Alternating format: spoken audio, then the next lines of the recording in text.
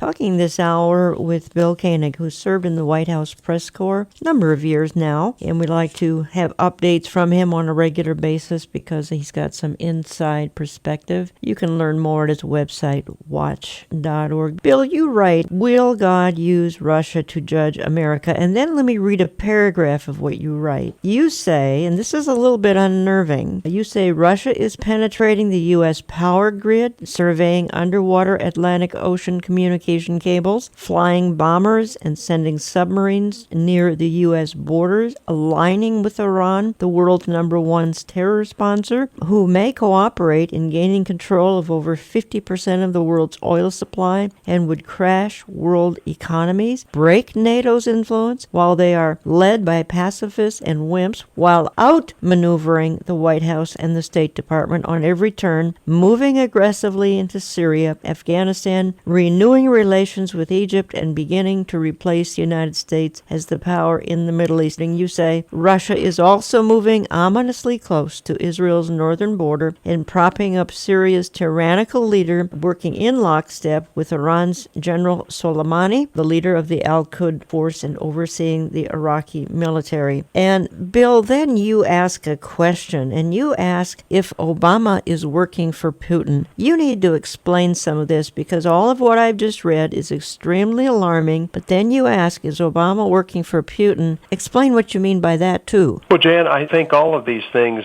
when you connect the dots, and that's exactly what we attempt to do in our weekly news report, is to look at all the things that are taking place. And a lot of these things have happened over the last couple of months. It's not like a year ago, 2 years ago, or 3 years ago. These are all things that are kind of been converging over the last few months. And in connecting the dots, when you look at those headlines and stories one by one, as you read, you go, boy, this is serious. I mean, this is trending in the wrong direction. What's here? What is this all about? Was Obama naive in cutting the deal with Iran, or was this part of his disruptive plan of seeing a period of disruption in the Middle East? There's been a lot of rumors that the fact the United States wants to move out of the Middle East. So, this is a bright guy with an agenda in the White House. And when you look at everything he's touched in America, they become extremely divisive issues. And this Iranian deal from July 14th on has created a period of uncharacteristic times in the Middle East. We've seen the head of the Al-Quds force, Soleimani, immediately go to Russia and meet with Putin. We've seen Putin move Russia into Syria. And so in a lot of ways you're going, are they in lockstep? I mean, is this part of a disruptive plan to change the nature of the Middle East, change the nature of the world, and also have a dramatic impact on the future of the United States because of these positions? Right, but then you ask if Obama is working for Putin. What do you mean by that? Well, I was pointing to an article that Cliff Kincaid wrote with that title, and I think it's excellent. I think the fact is there's obvious differences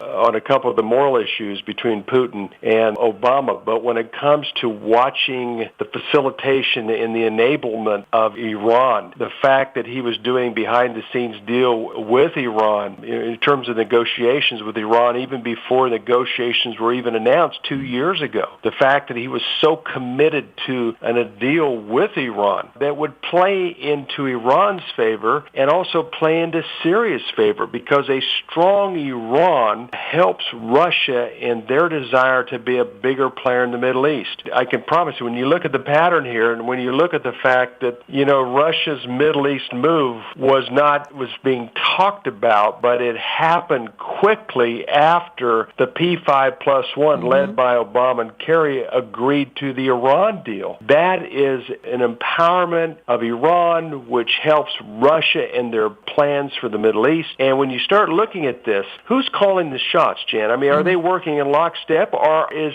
a weak Obama allowing Putin to become stronger and a more effective force in the Middle East? We had Michelle Bachmann speak at my understanding the Times conference first weekend in October, and the basis of her message, basically I'm summing it up in literally a sentence, is that Obama has passed the baton of leadership to Putin, to the Ayatollahs. We may have referenced this earlier, but I'm sure you would agree with that. It's falling in line with exactly what you're saying here. It is, and I totally agree. The big discussion over the last couple of years is Obama up to continuing to see a significant U.S. role in the Middle East? There's been more interest in the Southeast Asia. Some people believe he's pulling out of the Middle East and showing more interest in the situation especially in Southeast Asia. And unfortunately, with the sequestering and the elimination of some funds for the Pentagon, the United States can't be in two places at the same time in the event of conflict. Also, Vice President Cheney a few months back stated that our allies in the Middle East do not trust this administration and our enemies do not